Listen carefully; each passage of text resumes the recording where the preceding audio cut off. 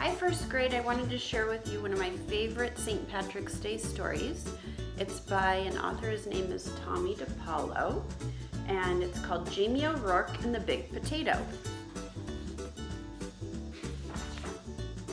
Jamie O'Rourke was the laziest man in all of Ireland. He would do anything to avoid working, especially if it had to do with growing potatoes. Jamie O'Rourke, his wife Eileen, would say, "We'll have nothing to eat this winter if you don't go out and dig up the pratties." Pratties is what they call potatoes. "Oh, the saints preserve us," Jamie would whine. "Me back's as sore as can be. Sure as I'm telling you, wife, you'll have to dig them up yourself. I'll break in two if I as much as get up out of this bed." So Eileen, who had done all of the planting and watering and weeding anyhow, would go out into the tiny garden and dig up the smallest potatoes in Ireland. All because Jamie was too lazy to dig a large garden and had no money to buy good potato seed. Then poor Eileen wrenched her back and was laid up in bed. St. Bridget and the Virgin Mary herself must have smiled on Eileen O'Rourke, the village women said. Why, it's the first rest she's had since she married Jamie O'Rourke. What do you think about Jamie O'Rourke? With Eileen in bed, Jamie began to worry. No Eileen to dig meant no pratties all winter, and no pratties meant no food. "Oh, poor me," wailed Jamie. "I'll starve to death. I'd best go to church and confess to Father O'Malley. There's no tellin' how soon death will be knocking on me door." Do you notice how they talk a little bit? They speak in a different accent because they're Irish. And then confession is another name. He said he's going to go confess to Father O'Malley. And confess is another name for first reconciliation, which is what second graders get to do. So even though it was midnight, Jamie set out for the church. He was about halfway down the hill when he heard singing and a tap, tap, tapping sound.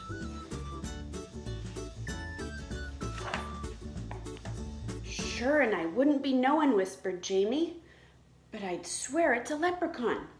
And sure enough, sitting in a circle of ferns in the moonlight was a leprechaun singing and hammering tiny nails into the heels of fairy boots he was making. Jamie knew just what to do. He crept up and grabbed the little man by his coattails and held him firm. Let me go," the leprechaun shouted. "Not on your life," Jamie said.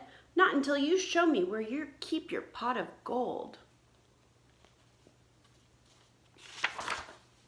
Now everyone in Ireland knows that leprechauns make boots and dancing shoes for the fairies who pay them with gold, and everyone knows that if you catch a leprechaun, he'll pay you for his freedom with his pot of gold. But this leprechaun was cleverer than most. "Oh, please, Mr. Mortal Man," he pleaded. "I'm just starting out making fairy shoes, and I only have 1 or 2 pieces of gold in my pot. Won't you make a wish instead?" So remember the word clever from our story about the tree and the grandpa? Remember, clever means that you are kind of a little bit tricky and very smart. So this leprechaun is tricky and very smart. "Why, what would I wish for?" Jamie asked. "Me, who's about to die of starvation because my wife is sick in bed and can't dig the pratties for the winter? And they're such puny pratties anyhow." Puny means very small. "Well," said the leprechaun, reaching into his pocket, "you could wish for the biggest pratty in the world. It would last all winter, and you wouldn't have to do anything more than plant this seed, water, and wait." That sounded wonderful to Jamie. "Done," he shouted, and as the leprechaun dropped the seed into Jamie's hand, Jamie let go of his coattails and off that leprechaun scampered. When Eileen O'Rourke heard what he had done, she was furious. "Jamie O'Rourke, you're not only the laziest man in all of Ireland, but a fool as well. Giving up a pot of gold for a pratty seed." Well, I'm going to plant the seed and water it, and you'll see, Jamie said. And he went out. And faith Eileen did see. In no time at all, the biggest, finest potato plant has sprouted out of the garden, followed by the potato itself. It was so big it pushed up not only all the dirt in his garden, but the garden shed in the corner of the cottage as well. Well, surely now it's ready to dig, Jamie said proudly. He hoed all around it, but he couldn't dig that Pratty out of the ground. He got a beam and a big rock and tried to pry it out. He pushed and he pushed, but it would not budge. As he was pondering what to do, his neighbor passed by on his way to the village. He couldn't believe his eyes. He couldn't wait to tell everyone in the village what he had seen. And before you knew it, the hill up to Jamie's was filled with villagers coming to see the big potato. Where did it come from, they asked. Jamie told them about the lucky night he had caught the leprechaun and how smart he had been. Why, anyone could have gotten a pot of gold, he bragged, but the biggest Pratty in the world? Well, that took some doing. However, did you outsmart a leprechaun, they all asked. Jamie hesitated and scratched his head. We'll help you dig up your Pratty, Jamie, if you tell us how you did it.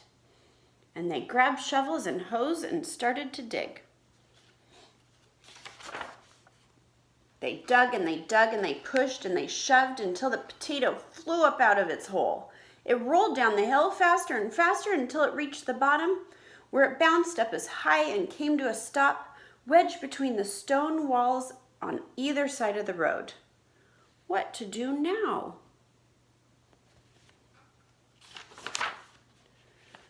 That Pratty is so big that no cart and nothing can get it out of the way, the constable complained to Father O'Malley. How's a buddy supposed to get in or out of the village? What shall we do? The villagers wailed. Then they all looked at Jamie and said, It's your Pratty. You'll have to move it out of our way. Well, Eileen spoke up, there's more than enough Pratty for everyone. Why don't you all take some? So the villagers sawed and chopped and carted off huge pieces of potato, while Jamie sat on the stone wall and watched. What do you think about Jamie now?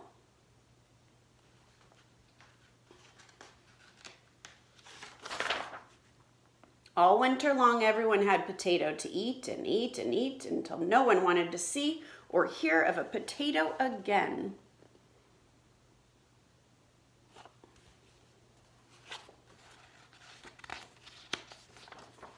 I got the pages stuck together.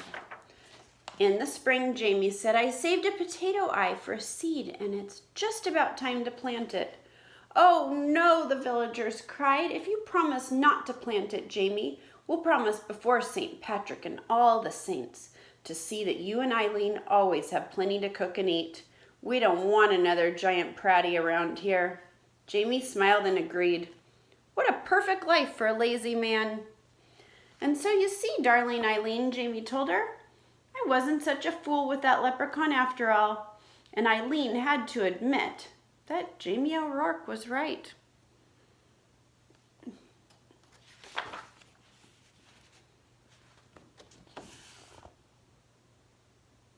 And who got to keep his pot of gold? The end.